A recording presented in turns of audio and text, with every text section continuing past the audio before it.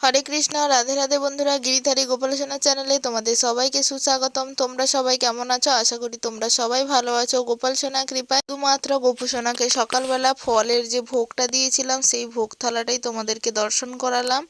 আসলে আজকে যাব রেশন আনতে, তাই অনেক তাড়াহুড়োর ভিতরেই ছিলাম। গোপু সোনাকে সকালবেলা আজকে খুব সুন্দর করে সাজিয়ে গুছিয়ে কিন্তু ভোগটা দিয়েছিলাম।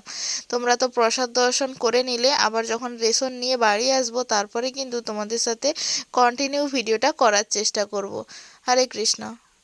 কৃষ্ণ, রাধে রাধে বন্ধুরা। এখন বাজে সকাল 11টা 24। এখন বসিয়েছি রান্না সবে মাত্র। সকালে গেছিলাম রেশন আনতে, মানে ভিডিও করব বলে কদিন ভিডিও একদম করাই হচ্ছিল না। বাবার ঘর থেকে যাই হোক অনেক দিন থেকে এসেছিলাম, সেদিন জানি ভিডিও করব, তাও এত কাজের চাপ, মানে ভিডিও করতেই পারিনি।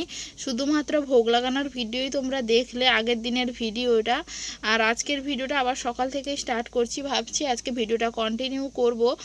এই দুটো হাতের এই পেশিগুলো খুব ব্যথা। কালকে পরশুদিন দুদিন অল্প অল্প করে কোদাল দিয়ে, মানে আমাদের যে সবজি চাষ হয় ওইখানে, এই পাশে সবজি, এখানে কচু লাগানো হয়েছিল, ওইখানে জায়গাটা একটু কোদাল দিয়ে মাটিগুলো খুঁড়েছিলাম, একটু সবজি টবজি দেব।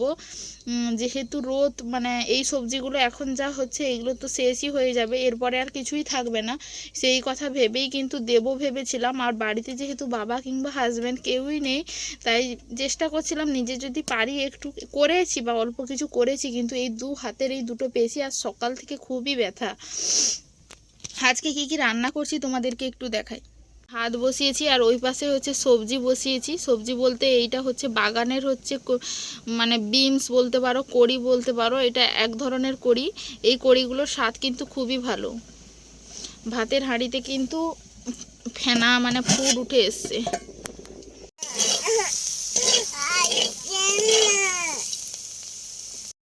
ঘরে বাগানে কড়ি দেওয়া হয়েছিল, এই কড়িগুলো দেওয়ারই কথা ছিল, কিন্তু বাবাও নিয়ে এসেছিলো, হাজব্যান্ডও নিয়ে এসেছিলো।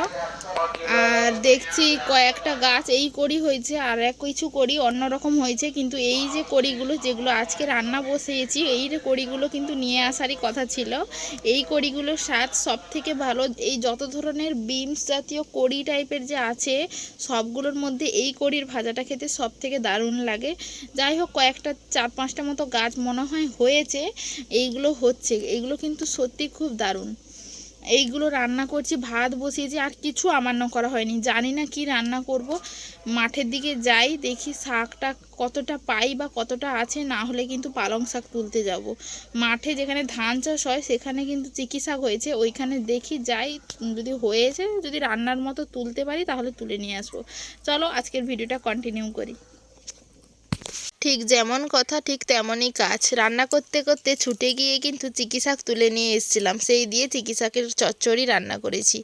এদিকে করেছিলাম ফুলকপি আর আলু দিয়ে ঝোল, আর প্রেশার কুকারে ছেলের জন্য ডালও রান্না করেছিলাম। মানে ছেলের জন্যই রান্না করা। গোপুসোনাকে ভোগ দিয়েই কিন্তু প্রসাদ পায়, শুধুমাত্র যে ছেলের জন্য তাই নয়। আমরা যাই খাই না কেন সমস্ত কিছুই ভগবানকে অর্পণ করে সেটা প্রসাদ রূপেই গ্রহণ করি।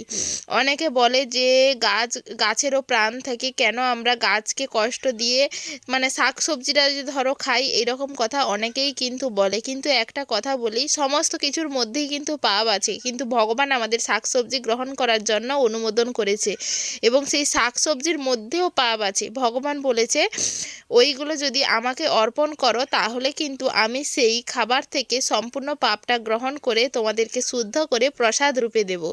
ওই জন্যই কিন্তু আমরা গ্রহণ করি, কিন্তু ভগবান এইটা অনুমোদন করেছেন, ভগবান এইটা আমাদের করতে বলেছে। যাই হোক, দুপুরবেলা রান্নাবান্না করার পরে তেমন একটা আর কোনো ভিডিও করা হয়নি।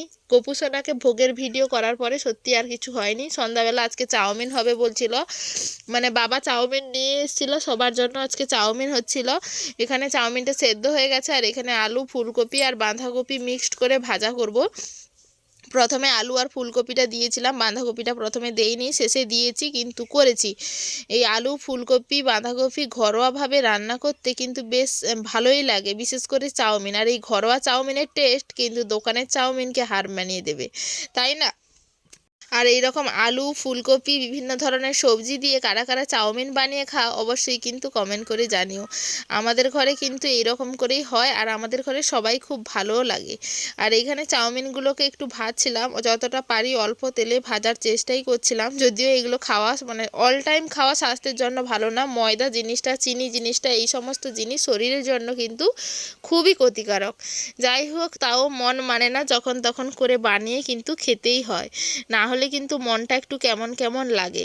যাই হোক, রান্নাবান্না করে গোপুসোনাকে আজকে রাতে এই চাউমিন ভোগই দেব। আজ অনেক দিন পরে গোপুসোনাকে আবার চাউমিন ভোগ বানিয়ে দিলাম। সত্যি গোপুসোনাও আজকে কিন্তু খুব খুশি। ঠান্ডাটা যদিও কমেছে, কিন্তু পুরোপুরি এখনও কিন্তু কমেনি, আরও কয়েকটা দিন হয়তো সময় লাগবেই।